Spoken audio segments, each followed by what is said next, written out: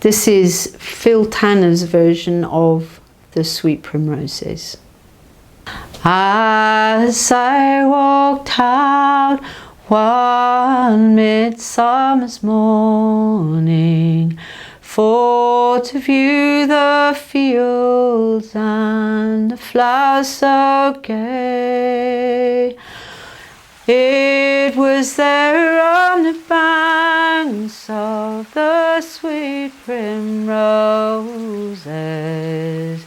that I beheld a most pleasant maid. It was there on the banks of the sweet primroses that I beheld a most pleasant maid. So the type of music that we're talking about, that we nowadays call jigs, reels, hornpipes, polkas, marches and so on, what some people call folk music, what some people call traditional music, it's not no such thing. It was the modern music of its age that has more or less survived depending on the tune, depending on the place and so on.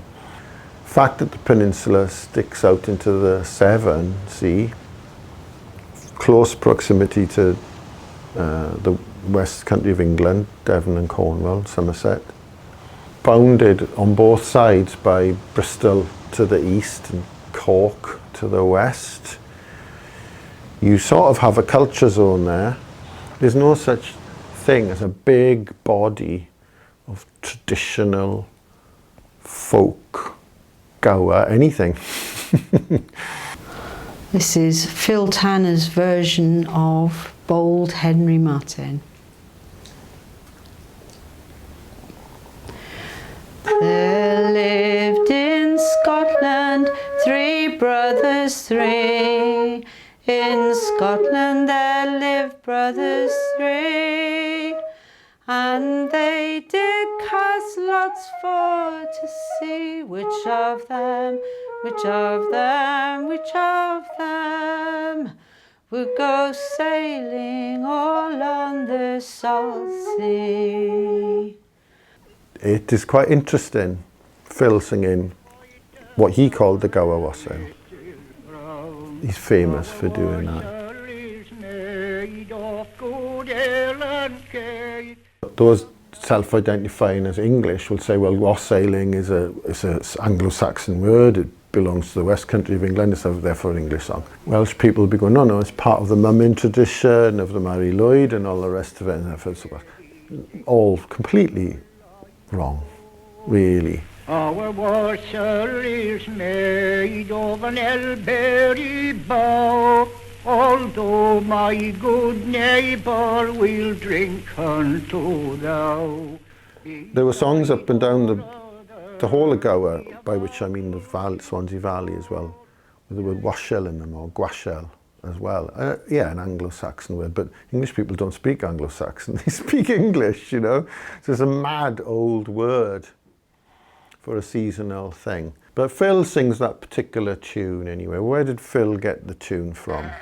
Well, he got it from Tom Lloyd, fiddler from Kilgetty in Pembrokeshire. Where did he learn fiddling from? He learned it from his father, also Tom Lloyd, who was a travelling fiddler who travelled around West Wales.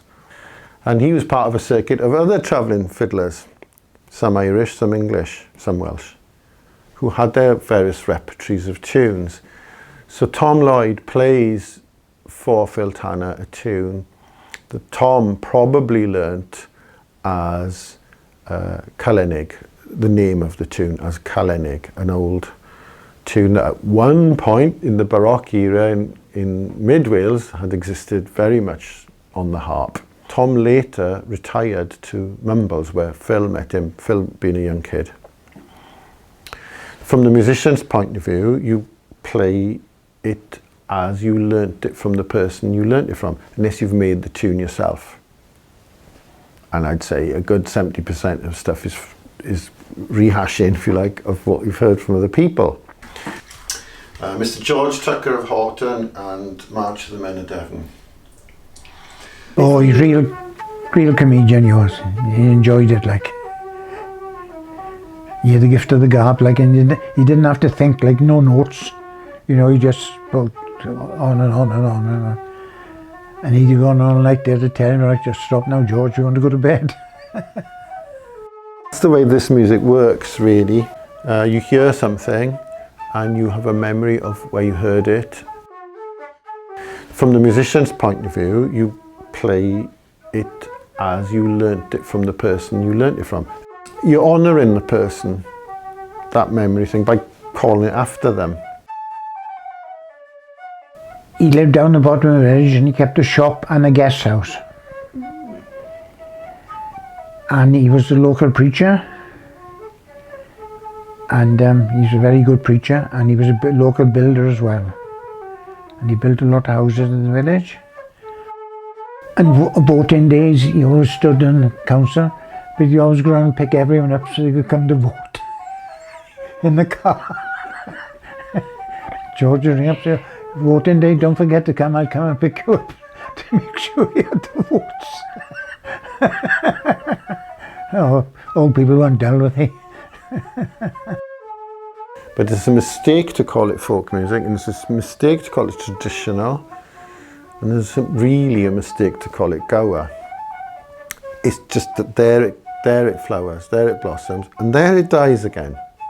It enters the realm of memory again, and people who want to remember Phil Tanner. Why do they want to remember Phil Tanner? Because he represents Peninsula Gower.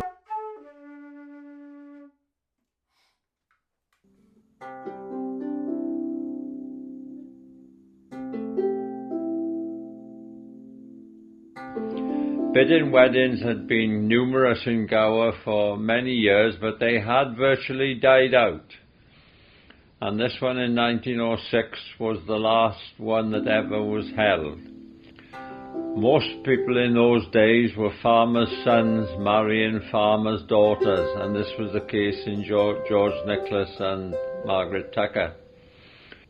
Perhaps a farmer would bring along a pen of lambs, or a couple of weaner pigs from somewhere else, a calf maybe, and then people would bid on these and buy them, and the money would go to the young couple.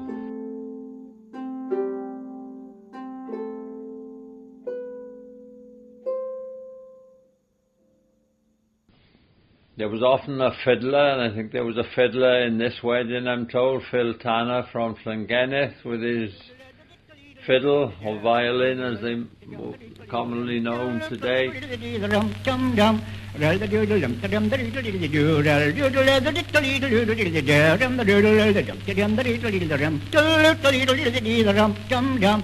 a character, and he used to sing along to his fiddle.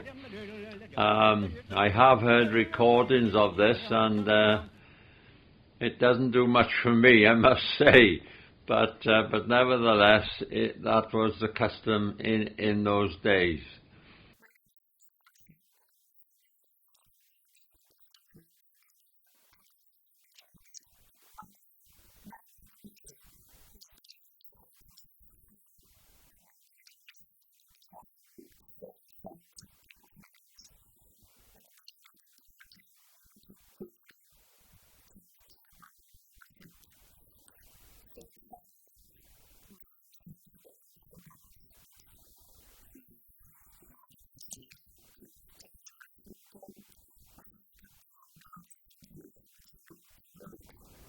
Stand off, young man, and don't be so deceitful, for it's you are the cause of all my pain.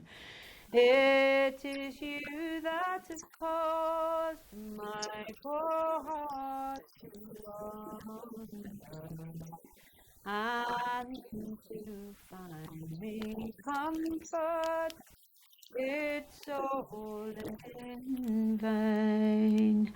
It is you that have caused my poor heart to wander, and to find me comfort, it's all in vain.